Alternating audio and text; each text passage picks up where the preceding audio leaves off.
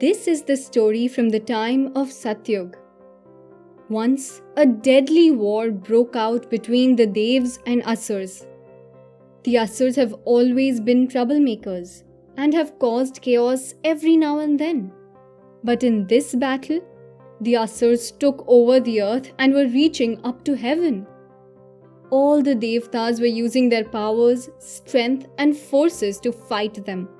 This war of Satyug had been going on for ages, and yet there seemed to be no end. Bhagwan Indra was in his abode, but everything about God Indra was out of place. Indradev has always been a jovial god, someone who enjoys and appreciates various forms of entertainment. But now, Indradev's face was clearly depicting how tense the situation was. He was walking in circles, hands behind the back and face down. Narayana Narayana! Hey Bhagwan, I can see how tense you are. And that clearly tells me our position on the battlefield. Rajan, may I ask you about the warrior king, whom you have called several times to aid us in the many wars? The warrior king of Ikshvaku dynasty, the best and strong bull of Suryavansh. Can he not fight alongside us? Indradev looked up as if he had just realized where the treasure had been hidden, and he said, Narad Muni, I must applaud the timing of words that are spoken at times from your lips.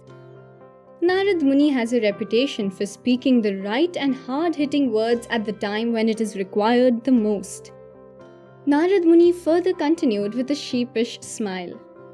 Ask for the king's assistance and keep him by your side till the young commander of our army is born. The young commander? Please, Munivar, I beg to know more. Who is going to save us from the war? Whose radiant child is going to deliver us peace? Tell me, O Narad Muni. Bhagwan Indra could not hold his excitement, but before he could investigate any further, Narad Muni was gone.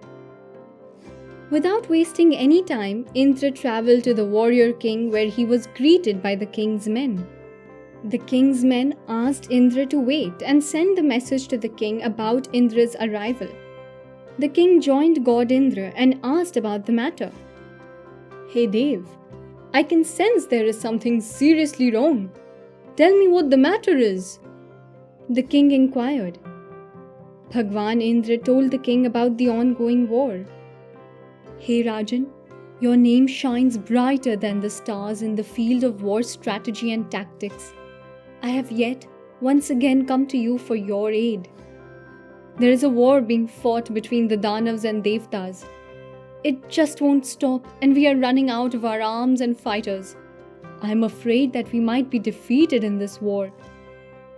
Hey Rajeshwar, Raja Muchukund, I, Indra, stand before you and ask for you to join us and fight alongside us one more time. Bhagwan Indra had asked for Raja Muchukund's aid many times before, and he knew very well that the king would not hesitate from extending his support. Raja stood up. His face had become more serious, his hand clenched into a fist, and his body's mannerism showed that he was ready to join the battlefield. Indradev, I shall serve you and the gods with utmost sincerity. What you see here, everything that belongs to me belongs to the gods above. My soldiers, war elephants, all the arms and I are at your service. The king spoke these words wholeheartedly. King Muchukund joining the gods' army changed a lot of things. The greatest strength of the king was war strategies and tactics. So the king planned out the formations, showed different tactics to the army of the Devtas. The king fought on and on and on without any sleep. The gods were waiting for an able commander to join and lead the army of gods, and with the birth of Kartikeya, Raja Muchukund was relieved from the duties of the commander. Bhagwan Indra said, Rajan, We are grateful to you and your services. Our commander has been born. The son of great Shiv and divine Parvati will now lead us. Kartikeya will now lead us, and you are free from the duties." Hearing this, Muchukund was happy and tried to recollect the face of his family members, but could not. He then said, "Devendra, I am glad that I could help, and now I think I would like to return to my family, my kingdom. I long to see the face of my wife and children. Please allow me to return." There stood God Indra, looking worried and tensed. He stood with folded hands in front of the king and revealed, "Hey Rajan, time passes differently in both realms.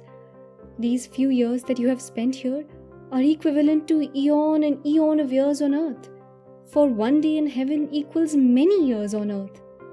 The family and the kingdom you talk about have vanished long ago." The king stood still, staring blankly at Indra. "My dear friend, you are the greatest hero. What you have done for us is an unmatched action. Ask for any boon and I shall grant you." Words full of sympathy came out from the bottom of the heart of God Indra.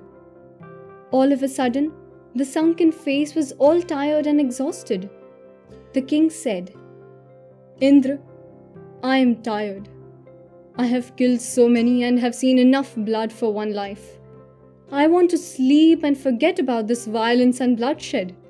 There is nothing more that I want. Give me the boon of undisturbed sleep, and if anyone should disturb my sleep, they are to burn immediately to ashes." Indra nodded and fulfilled his boon. King Muchukund found himself in a quiet and comfortable cave and slept there for ages. The king slept through the second and till the end of the third yug. The king was awakened in the third yug, which is when Sri Krishna roamed the earth.